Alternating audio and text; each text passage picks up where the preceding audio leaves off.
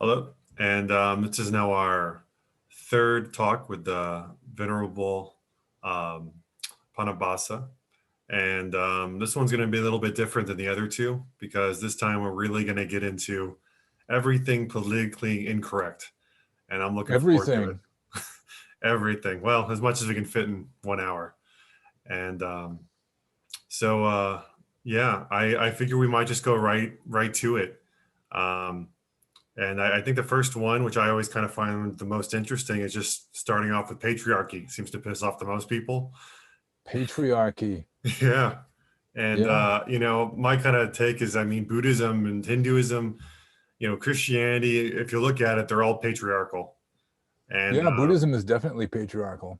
yeah, and I have a hard time kind of explaining or justifying a lot of that, right? Because the kind of the go-to for almost everything patriarchy now, especially with our societies, it's all just sexism, and it's because, all these men want to keep their power and just own the women and, dominate. And I always found that kind of weird if you have like an enlightened person and all these enlightened teachers that you're worshiping and, doing it, they don't know anything and then it's purely that. So I don't know what your kind of take is as far as maybe how legitimate that is. And also if you could just give some evidence. I'm not as good with, I'm sure you have a lot more evidence that you can kind of use to back up some of the stuff on the Buddhist stuff than I do. So take it away. With regard to patriarchy, you mean? Yeah. As like Theravada Buddhism as a patriarchal system. Yeah. And then just patriarchy in general, I mean, kind of also your views, I'm also very curious about that. Well, I'm not even exactly sure what the whole leftist concept of patriarchy is, other than just, the standard old feminist tropes of, men rigging the system in their favor in order to bully everybody else and remain in control and keep their privileges and all that. So, yeah, I can't really say what the lefties have in mind. I mean, a lot of them might not have anything in mind. They're just parroting what they're told. But with regard to patriarchy, definitely, like, a monk is called, a son of the Sakyan, the Sakyaputta, which would make the Buddha like the supreme patriarch of everybody, of all the monks. Anyway, Can we call him daddy then? Is that what you're saying? Or can say it might not be the most respectful way of addressing him. well, the Christians use father. I guess it can be a little bit something like that in English, maybe. Yeah, our Father which art in heaven. But Yeah. even like the whole name of the religious system or the school of Buddhism is Theravada, and the Theras are essentially patriarchs. They're like the senior monks.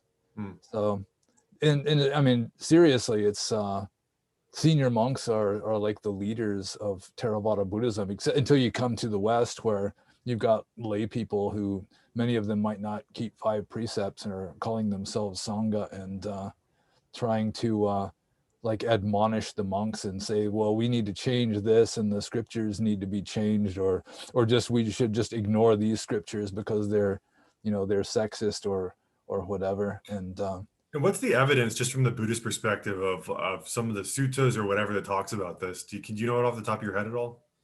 With regard to what? Patriarchy, like I know there's a lot of ones as far as like, I mean, even the one where I don't remember her name, or the first woman that ever wanted to join the Sangha, right? And it was supposed to like decrease, how many years the Buddha, the true Dhamma would be around. And then there's also the rules with all the nuns and then serving the Yeah. monks and all this stuff. I don't know. Do you know off the top of your head those?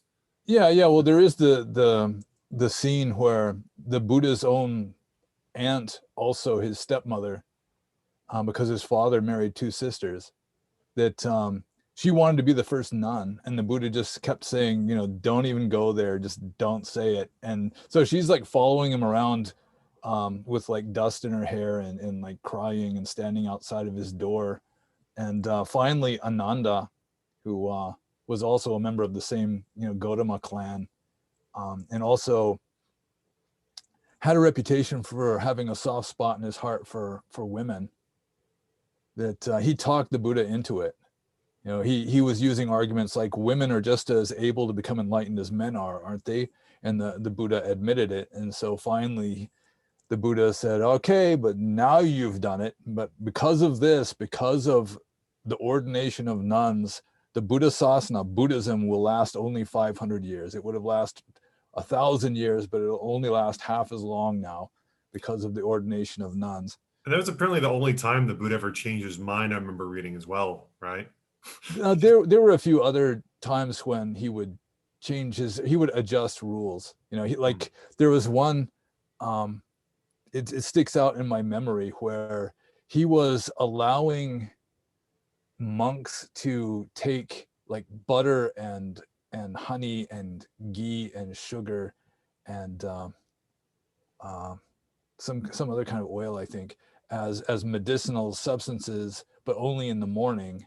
And then the monks were getting more sick from taking it right after they ate or something. So then the Buddha had to change the rules so that they were allowed to eat it in the afternoon also. So I mean, he would make adjustments when something turned out wrong. But that for me is it seems to indicate that maybe he wasn't as completely omniscient as people claim. If that really happened and he made a like a faulty call that actually made things worse, that had to be changed afterwards. Yeah, that would seem weird. I mean, I think in like, the Hindu side, like the laws of Manu and all this stuff, when they talk about marriage, I mean, it's kind of like it's almost very similar to the Christian stuff where it's like women are almost more like property and they're under the care of the man and supposed Sure. to, be obedient to the men, that whoever they marry and all this stuff. All that too is Yeah. also Buddhism, right? Yeah, that's just built in. I mean, it was just built into the culture. So yeah, there's all these rules about women, like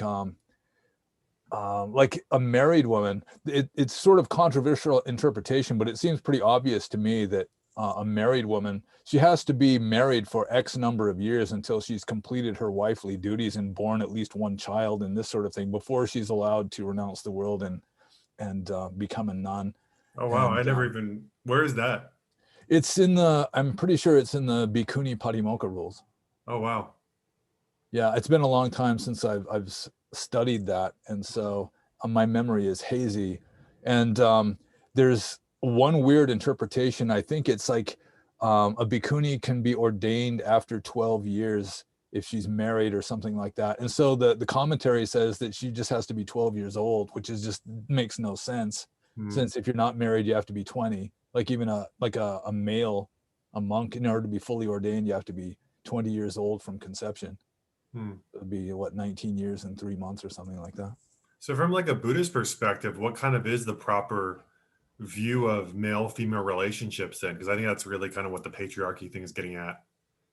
Um,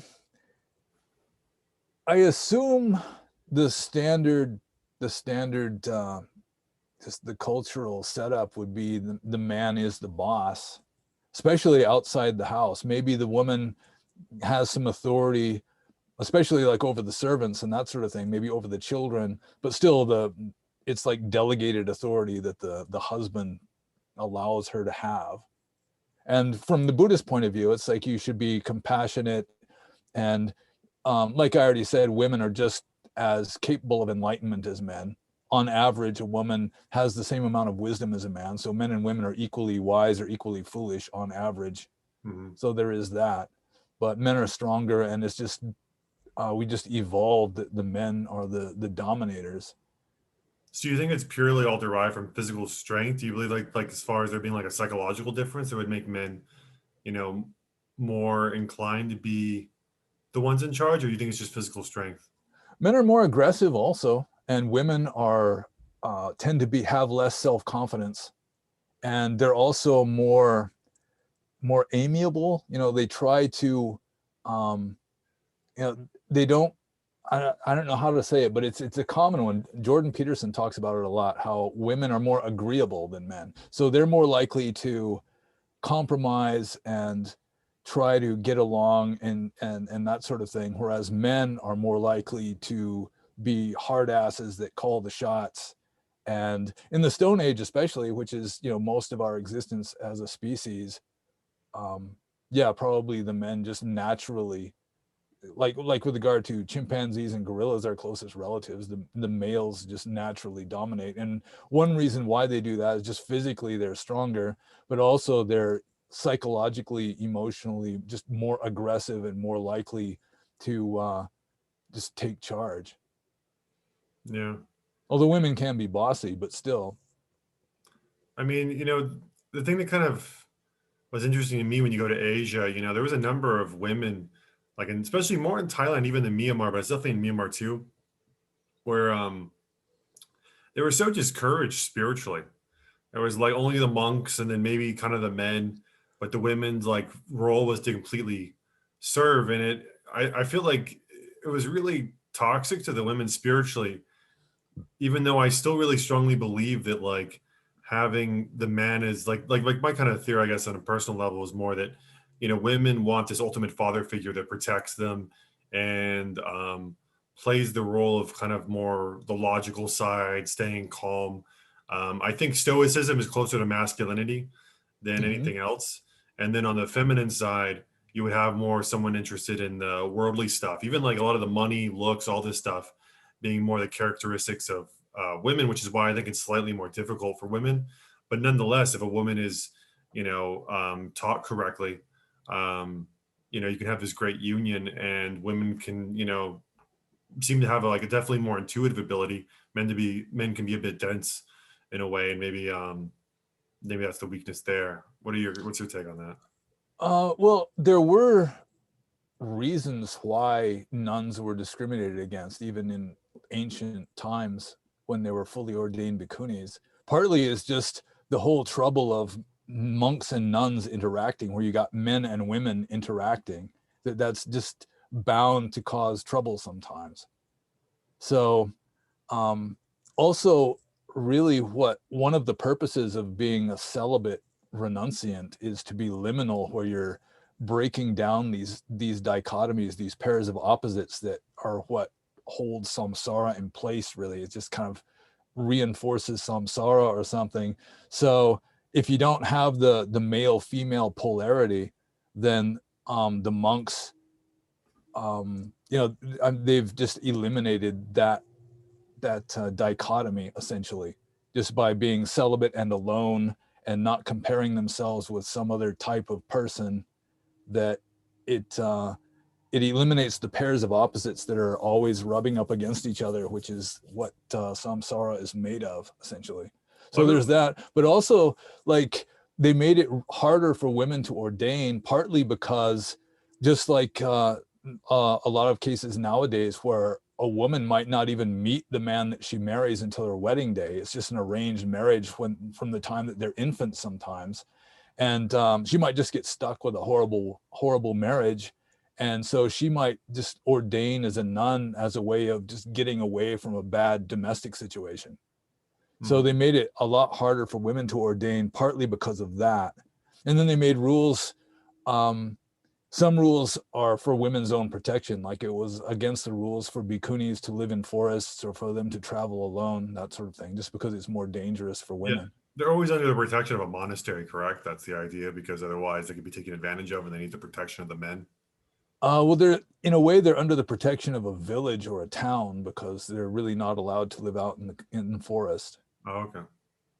Yeah, so they'd be under the protection of like the sheriff and that sort of thing. You've got civilization protecting them, Hmm. um, in away from the forest.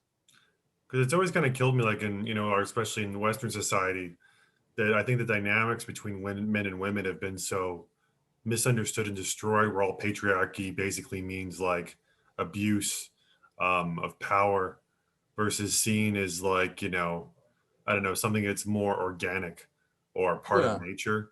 And that if it's not so much that women are incapable, but that having women play what I would say would be women's roles and men's playing men's roles allows for women to be more comfortable and for men to be more comfortable. And then, even within that, you have, certain overlap, and that's also okay. It's not like a enforced thing, but like female happiness has definitely gone, plummeted. Uh, yeah, definitely. and so I think a big part of that is just not understanding this ancient wisdom about male female dynamics. But it's um it's really hard because the culture is so far. Like, I mean, like I kind of brought up before. I'm just curious though about what would you say like to a lot of the women, right? I mean, even in Myanmar, Thailand, all these places that are even Buddhist, and how that are maybe discouraged by the suttas. Well, the suttas don't say much against them, really, but the culture is. Yeah, in a way, they are second-class citizens to some degree. Like in Asia, throughout most of Asia, perhaps, it's just assumed that women are inferior to men in some way or another. So there is that. So that's like a handicap. Although um, nobody's really stopping women from, reading the text and meditating and following Dhamma as well as they can. And they could start a new order. I mean, it wouldn't be an official order of bhikkhunis, but I mean, you could start some like lay sisters or something like that, where they could follow whatever rules they thought were appropriate and that sort of thing. Maybe in Asia, where people are more conservative with regard to that sort of thing, it might not be so easy, but there's really nothing in Buddhism itself that would prevent that, just so long as they're not calling themselves fully ordained bhikkhunis if they're not fully ordained bhikkhunis. But it would be better if they weren't fully ordained bhikkhunis, because then they don't have all these extra rules based on ancient India that are essentially discriminatory against women, just to make it harder for them to ordain, to weed out the ones that are just trying to get away from a bad husband or that sort of thing. Because you would see that as not being necessary in the West. Is that the idea? What not being necessary? The becoming a nun in order to get out of a bad marriage, right? Because you guys, you have divorce laws. Is that the idea? I'm not exactly sure what you're asking, but yeah, ask again. Because just like you were saying, it's like the ancient rules, basically. Some of them are basically obsolete, and he was talking about the one with women leaving, because Yeah, divorce. that I was wouldn't just really saying, like, be. it's not necessary because of the divorce laws. Then, Yeah, that wouldn't be necessary, because women really aren't owned by a male. Like in India, like when a girl is young, she's pretty much owned by her father, and then he hands her off to her husband, and so she's like owned by her husband. And then if she lives longer than her husband does and doesn't throw herself into the funeral pyre, then she's essentially owned by one of her sons, her adult sons, or that sort of thing. mhm. So yeah, that's obsolete in the West now, obviously. But I think it would be better just to set up a new kind of quasi order of monks and nuns, really, especially in the West.